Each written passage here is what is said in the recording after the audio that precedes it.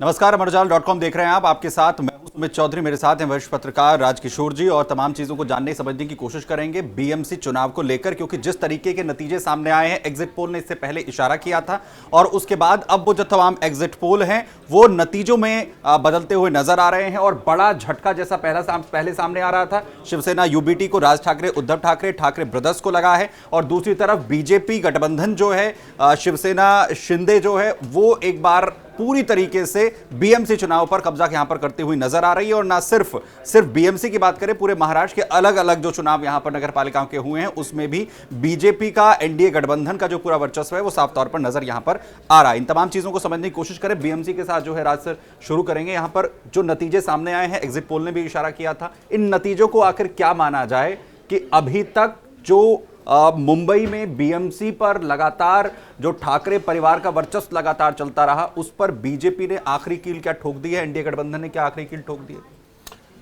बिल्कुल सुमित, मुझे ऐसा लगता है कि मुंबई की जनता ने, और मुंबई के साथ साथ अगर आप महाराष्ट्र में देखें, नागपुर में भी बीजेपी का मेयर बनने की बात हो रही है जी। और हर जगह भारतीय जनता पार्टी लगातार अपना न सिर्फ विस्तार कर रही है, बल्कि जो कहा जाता था कि दूसरे नंबर की पार्टी है जी, किसी न किसी के साथ में रहेगी, तो अब कुल मिला के न्यूक्लियस में भारतीय जनता पार्टी है और इसके नायक बिना किसी हिचक के मैं कह सकता हूं देवेंद्र यानी धुरंधर प्रदर्शन किया है और शानदार प्रदर्शन किया है। और मानकर चलिए कि महाराष्ट्र के चुनाव नतीजे जो आए थे उसके बाद देवेंद्र फडणवीस ने वहां पर तीसरी बार शपथ ली थी मुख्यमंत्री पद की। बिल्कुल। दूसरी बार तो आपको मालूम है वो एक्सीडेंटल चीफ मिनिस्टर हो गए थे जी बिल्कुल। लेकिन हाँ। तीसरी बार जब वो बने हैं तो उसके बाद से बीएमसी और ये इलेक्शन इसलिए महत्वपूर्ण थे, उस चुनाव में बहुत से डायमेंशंस गिनाए जा रहे थे, बहुत सी बातें गिनाई जा रही थी, लेकिन अब देवेंद्र ने बताया कि वो भारतीय जनता पार्टी के अंदर एक ऐसे राज्य के एक ऐसे मुख्यमंत्री हैं जो ना सिर्फ सरकार का चेहरा है बल्कि संगठन भी पूरी तरीके से उनकी गिरफ्त में कह लें या पकड़ में कह लें, गिरफ्त शायद नकारात्मक शब्द होगा लेकिन पकड़ में है। और देवेंद्र ने लगातार जो तमाम चाणक्य कहे जाते थे भारतीय राजनीति के, उनको उनकी सीट का भी जो है चंद्रगुप्त नहीं तय करने दिया। शरद पवार की बात करें, बाकी ठाकरे परिवार, ये मुझे लगता है कि एक सबसे बड़ी सीख है भारतीय राजनीति की। तो मुझे लगता है कि ये जनता बता रही है कि बहुत हो चुका, परिवार चल सकता है अगर वो काम करे। परिवारवाद के खिलाफ भारतीय जनता पार्टी परचम फहराती है, दूसरे लोग फहराते हैं, उस पर मैं बात नहीं कर रहा हूं, लेकिन अगर आपको सत्ता में रहना है तो परफॉर्म करना पड़ेगा। विरासत की सियासत को लोग जो है तिलांजलि देते हुए नजर आ रहे हैं। आपको लगातार परफॉर्म करना पड़ेगा, जनता से जुड़कर रहना पड़ेगा, कार्यकर्ताओं से जुड़कर रहना पड़ेगा। और बीएमसी के चुनाव के बाद एक बात और कहूं कि देवेंद्र फडणवीस अब राष्ट्रीय फलक पर और मजबूत होकर उभर रहे हैं। और यह भी अब देखा जा रहा है कि जैसे था कि मोदी के बाद कौन, ये रेस भी अब तेज होगी, ये बात भी बढ़ेगी। यानी राज्यों के अंदर जो चेहरे हैं वो मजबूत हो रहे हैं और उसमें देवेंद्र फडणवीस ने भी अपनी मजबूती और ज्यादा मजबूत इन नतीजों के साथ यहां पर कर दी है। क्योंकि आपने न्यूक्लियस की बात की, अभी तक बीजेपी किसी ना किसी के साथ गठबंधन में रहकर जो है महाराष्ट्र के अंदर अपनी जो सत्ता की एक उम्मीद जो है वो कर सकती है, लेकिन अब उससे आगे बढ़ते हुए न्यूक्लियस पे बीजेपी आ गई है। लेकिन अगर हम सिर्फ गठबंधन की बात करें यहां पर शिवसेना शिंदे और बीजेपी की, इसमें भी अगर हम प्रदर्शन देख रहे हैं तो बीजेपी बेहतर, जो आपने कहा कि न्यूक्लियस में जो, इसकी क्या वजह मान रहे हैं? देखिए, मुंबई में ये तो मानकर चलिए कि धीरे धीरे जिस तरीके से भारतीय जनता पार्टी पिछले कई चुनावों से जो वहां पर वो ध्यान देते संगठन पर आ रहे थे, इसका असर था। भाई शिवसेना जब पिछली बार भी जब बनी थी तो उसमें बहुत ज्यादा अंतर भाजपा और शिवसेना के बीच में ही था, अलग अलग लड़े थे, लेकिन उसके बाद भी उन्होंने ठाकरे परिवार की जो अपनी एक विरासत थी, हिंदुत्व का जो उनका अपना एक जो मूलाधार था, उस पर खुद को उन्होंने एक तरीके से न्यौछावर किया था। एक बड़ा भाई कुछ छोड़ते हुए दिखाने की कोशिश की थी, क्योंकि लगातार ये लग रहा था कि ये भारतीय जनता पार्टी जाती है और धीरे धीरे अपने एलाइज पर काबिज हो जाती, इस तरीके की बातें कही जा रही थी। लेकिन उसके लिए उन्होंने किया था, तो ये लगातार एक दिन में नहीं हुआ है। अच्छा, उद्धव ठाकरे, आदित्य ठाकरे, संजय राउत, अगर इनकी बात करें तो इनके बयान आपने देखे। राज ठाकरे ने किस तरीके की बात की, अरे पूरी दुनिया की पॉलिटिक्स बदल गई है, देश की पॉलिटिक्स बदल गई है, और आप वही आदिम युग की पॉलिटिक्स अगर आप यहां पर करना चाहते हैं, मुंबई किस तरीके से सोच रहा है, मुंबईकर किस तरीके से सोच रहे हैं, आप मराठी मानुष के नाम पर जिस तरीके की राजनीति कर रहे हैं, लेकिन आपने किया क्या? सवाल यह है कि डिलीवर क्या किया है, लोगों की जेब में क्या गया है, लोगों को सुविधाएं क्या मिली हैं। तो लोगों ने देखा कि शिंदे का शासन कैसा था, फडणवीस का शासन कैसा था। आप भले ही बाला साहब ठाकरे की संतान हो सकते हैं, लेकिन बाला साहब ठाकरे के वहां पर एक बीएमसी सीट पर ही तो उनका वर्चस्व दिखाई पड़ता था। पूरे प्रदेश में ऐसा तो नहीं होता था ना कि मतलब सब कुछ उन्हीं के हाथ में रहा। वहां पर कांग्रेस बहुत मजबूत हुआ करती थी, भारतीय जनता पार्टी राष्ट्रीय दल के रूप में वहां पर थी। धीरे धीरे उसने वो पूरा स्पेस लिया है, और जो नतीजे आ रहे हैं वो एक और बहुत खतरनाक बात कह रहे हैं। अगर आप देखें तो इन बीएमसी के नतीजों के बाद खासतौर से जो मुस्लिम वोटों की जो राजनीति है, विपक्ष की तरफ से अगर आप देखेंगे, जो सीटें ज्यादातर आई हैं जिसपे ज्यादातर प्रदर्शन खासतौर से कांग्रेस का जो है, वो ज्यादातर उसी क्षेत्र की ज्यादातर सीट्स हैं। तो ये आपस में अब मुझे लगता है कि इनके लिए और ज्यादा विपक्ष के लिए दिक्कत वाली बात है। मराठी नॉन मराठी वाला जो मसला है, ये ज्यादा डेंट करता हुआ दिखा राज ठाकरे या फिर उद्धव ठाकरे को इसमें, और पहले भी, क्योंकि राज ठाकरे की पूरी जो राजनीति है इसी के इर्द गिर्द घूमती रही है। क्या उद्धव ठाकरे इससे सीख ले सकते थे? क्या उससे आगे बढ़कर जो है वो लड़ा जा सकता था? क्या ये मराठी नॉन मराठी वाले मसले पर जो नॉन मराठी हैं वो ज्यादा जो है बीजेपी के करीब गए इसमें, इन चुनाव के अंदर, ये लगा आपको? नहीं, देखिए, मुझे लगता है कि जो उत्तर भारतीयों के खिलाफ खासतौर से जिस तरीके के बयानबाजियां की हैं। अच्छा, राज ठाकरे का हाल ऑफ फेम क्या है कि उनके नाम के आगे सिर्फ ठाकरे लगा हुआ है? इसके अलावा राज ठाकरे का अपने जीवन में उपलब्धि क्या है? बाला साहब ठाकरे जैसे दिखते हैं, बाला साहब ठाकरे जैसे दिखते हैं, है ना? उनकी तरीके से जो है वो बात करने की कोशिश करते हैं, और मतलब वो सड़क छाप गुंडों की तरह बात करते हुए कई बार दिखाई पड़ते हैं। वो कहना नहीं चाहिए भाषा शब्दावली, लेकिन जो उनकी भाषा होती है वो इसी तरीके की होती है। और जिस तरीके से उन्होंने तमाम बातें की, फिर अच्छा उसके बाद उसके काउंटर में जिस तरीके से तमाम लोग खड़े हुए बात की, तो इससे नुकसान ही हुआ। और एक बात और लोगों को समझ में आई कि भाई ये जो अवसरवाद की जो दोस्ती या जो रिश्तेदारी है, ये जनता को इससे मतलब नहीं होता है। जनता को इस बात से फर्क पड़ता है कि कौन उनके लिए कब कैसे खड़ा हुआ है। और ये मैं फिर कह रहा हूं कि विरासत की सियासत हमेशा नहीं चलती है, उसमें आपको अपनी उपयोगिता साबित करनी पड़ती है। और ये देवेंद्र फडणवीस हो चाहे एकनाथ शिंदे हो, इन लोगों ने पूरी तरीके से अपनी वहां पर बनाई। और ठाकरे परिवार की विरासत या ठाकरे साहब की विरासत को, जो असली शिवसेना वाली बात है, अब बीएमसी चुनाव के बाद ये पूरी तरीके से मुझे लगता है कि उद्धव ठाकरे के लिए एक बहुत बड़ी समस्या है। और उद्धव ठाकरे का मूल आधार क्या था? भारतीय जनता पार्टी के साथ में वो शुरुआत से थे, ठीक, और उसके बाद उन्होंने किस तरीके से पूरा पैराडिम शिफ्ट लिया। तो ये जो पूरा जो एकदम पूरा जो बदलाव था, मुझे लगता है 360 डिग्री जो पूरा इनका जो पूरा जो चेंज था, ये बर्दाश्त करने को लोग तैयार नहीं हुए। तो ना आप वैचारिक अधिष्ठान पर टिके रहे, ना जो ठाकरे परिवार की एक जो अपनी एक हनक होती थी कि मातोश्री में अटल बिहारी वाजपेयी प्रधानमंत्री होते तो वो जाते थे। लेकिन अभी उद्धव ठाकरे शरद पवार के आगे हाथ बांधे खड़े हुए और उनको वेट कराया जा रहा है। तो कुल मिलाकर देखिए, पब्लिक सेंटीमेंट से चलती है। और ठाकरे परिवार का जो खासतौर से बाला साहब ठाकरे का था कि नहीं, वो शेर है, वो गरजता है। उनके जो चाहे आलोचक रहे, उनके भी कोई बहुत बयान ऐसे कई बार आते थे जो सही नहीं होते थे, लेकिन उन्होंने अपनी एक छवि बनाए रखी कि नहीं, मुझे सत्ता नहीं चाहिए, मुख्यमंत्री नहीं बनना चाहिए है, बनाना है। वो किंग मेकर थे। अच्छा, आप किंग बने तो किंग मेकर बन गए शरद पवार, तो आप दूसरे की कृपा पर आ गए। पहले लोग आपसे कृपा पाने आते थे, अब आप जो है कृपा के चक्कर में दूसरी जगह चले गए। तो जनता की कृपा, आपने बयान वही रखे, लेकिन वो जो हनक बनाने की कोशिश थी आपकी, वो कहीं ना कहीं खत्म हो गई। आप उस तरीके की जो छवि अपनी वो नहीं बना पाए, चाहे ठाकरे ब्रदर्स की यहाँ पर बात करें। ठाकरे ब्रदर्स को बड़ा झटका लगा है, वो छवि खत्म हो गई, उस विरासत पर अब कहीं ना कहीं डेंट होता हुआ दिख रहा है। बीएमसी हाथ से पूरी तरीके जा चुकी है।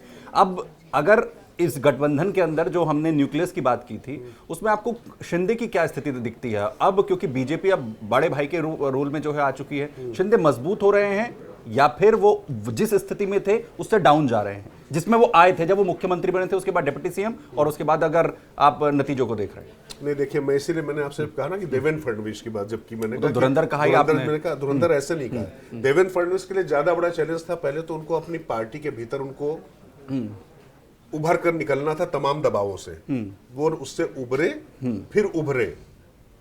एक नाथ शिंदे को उनका मुख्यमंत्री बनाया गया, उसके बाद वो मुख्यमंत्री पहले रहते हुए डिप्टी सीएम बने, जबकि एक नाथ शिंदे कोई वहां पर बहुत बड़े नेता नहीं हुआ करते थे। लेकिन एक नाथ शिंदे की जैसी प्रोफाइलिंग हुई, एक नाथ शिंदे के समय में जैसे फैसले हुए, देवेंद्र फडणवीस उनके समय में उनके उप मुख्यमंत्री कर रहे, तो एक मैसेज ये गया कि भाई देवेंद्र फडणवीस मतलब पार्टी के अनुशासित कार्यकर्ता हैं, जब उनको जरूरत पड़ी तो वो ही बन गए, जबकि पहले उन्होंने कहा था हम नहीं बनेंगे, लेकिन पार्टी ने कहा तो उनको बनना पड़ा। जब प्रधानमंत्री नरेंद्र मोदी का फोन गया तो उसके बाद वो बने। इसके बाद एक नाथ शिंदे ने अगर मुख्यमंत्री के लिए इस बार अपना लंगर ना डालने की कोशिश की होती, देखिए वास्तविकता समझनी पड़ेगी। इस बार जो मैंडेट आया था विधानसभा चुनाव में, उस मैंडेट में निश्चित तौर पर कहीं ना कहीं देवेंद्र फडणवीस उसमें हीरो बनकर उभरे थे। लेकिन उसके बाद भी कतिपय कारणों से, कुछ लोगों के इशारे पर दबाव बनाने की कोशिश की गई, मुख्यमंत्री पद की शपथ को लगातार देर होती चली गई। धीरे धीरे देवेंद्र फडणवीस ने जैसे शरद पवार और तमाम दिग्गजों को किया, अब कुल मिला के एक नाथ शिंदे इंजन नहीं है, इंजन वही है देवेंद्र फडणवीस, उसके पीछे पहली बोगी ही होंगे। अब अच्छा, इंजन के बाद जितनी होती है जिसमें गाड़ी को आगे खींचने की ताकत ना हो, तो वो बोगी होती, चाहे जितनी अच्छी बोगी हो। तो एक अच्छी बोगी मान सकते हैं उनको आप, लेकिन अब इंजन तो वहां पर देवेंद्र फडणवीस। और आपने जो कहा शिंदे कमजोर है, वो तो शिंदे को मुझे लगता है कि जो मिलना था वो मिल चुका है। वो क्या स्थिति उनकी थी, उद्धव ठाकरे किस तरीके से उनके साथ में व्यवहार करते, अच्छा उद्धव ठाकरे की तो बात जाने दीजिए, आदित्य ठाकरे उनके साथ किस तरीके का बर्ताव करते थे और किस तरीके के शब्द उनके लिए इस्तेमाल किए।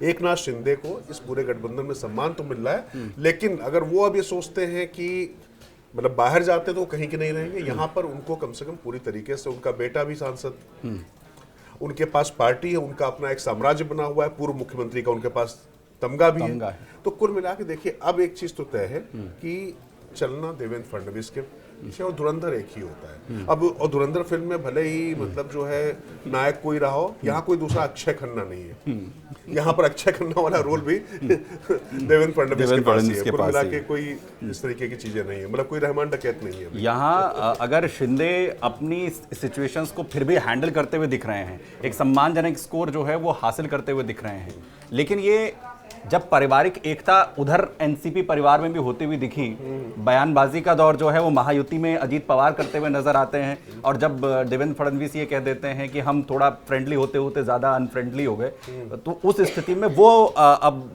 परिवार एक साथ आकर शरद पवार के साथ भी अगर गलबैया करने की कोशिश हो वो भी करते हुए, तो वो छवि क्यों नहीं बच पाई एनसीपी की वहां पर? क्योंकि सबको दिखाई पड़ रहा है ना कि ये लोग अपनी जमीन बचाने के लिए प्रयास कर रहे हैं।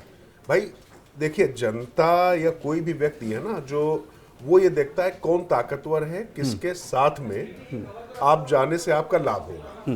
तो वहां लोगों को दिखाई पड़ रहा है कि भाई ये तो अपनी जमीन बचाने के लिए एकजुट हो रहे हैं, और जो लोग उनके साथ में पारिवारिक कारणों से, भावनात्मक कारणों से थे, तो उनको भी दिखाई पड़ा ना कि किस तरीके की ये परिस्थितियां रही है। और मैं फिर आपसे कह रहा हूँ, राजनीति जो है वो कोई इस तरीके का काम नहीं रह गया कि आपने कुछ बयानबाजी कर दी, कुछ ऐसे कह दिया। आपको लगातार, जिसको बोलते हैं कि मैक्रो मैनेजमेंट से भी काम नहीं चलेगा, माइक्रो मैनेजमेंट करना पड़ता है, और ये सतत प्रक्रिया है, 24/7 उस तरीके से काम करना पड़ेगा। तो ये इन लोग परिवारों में नहीं हो रहा था। ये लोग अपनी मतलब जो रियासत थी, मतलब ये जो विरासत थी उसकी रियासत थी, और ये रियासत मतलब लोकतंत्र में कहते हैं ना कि जो है, कहने को लोकतंत्र था, लेकिन ये लोकतंत्र के जो है शाही परिवार थे। अब इन शाही परिवारों को भी जनता बता रही कि भैया कुल मिला के अगर ये लोकतंत्र कहा गया है तो उस हिसाब से कहीं पर तो हम राजा हैं, और आपकी इस तरीके की चीजें नहीं चलेंगी। तो देखिए आने वाले समय में किस तरीके से गठबंधन बनते हैं, बिगड़ते हैं। कोई भी चुनाव अंतिम नहीं होता है, और उससे कोई एक फैसला ये निकाल लेना, एक निष्कर्ष निकाल लेना कि अब ऐसा ही होता रहेगा, तो ऐसा तो भाई 30 साल शिवसेना वहां रहने के बाद नहीं रह पाई। लंबे समय तक पश्चिम बंगाल में वामपंथियों का शासन था, वो भी उखाड़ के फेंका ममता बनर्जी ने।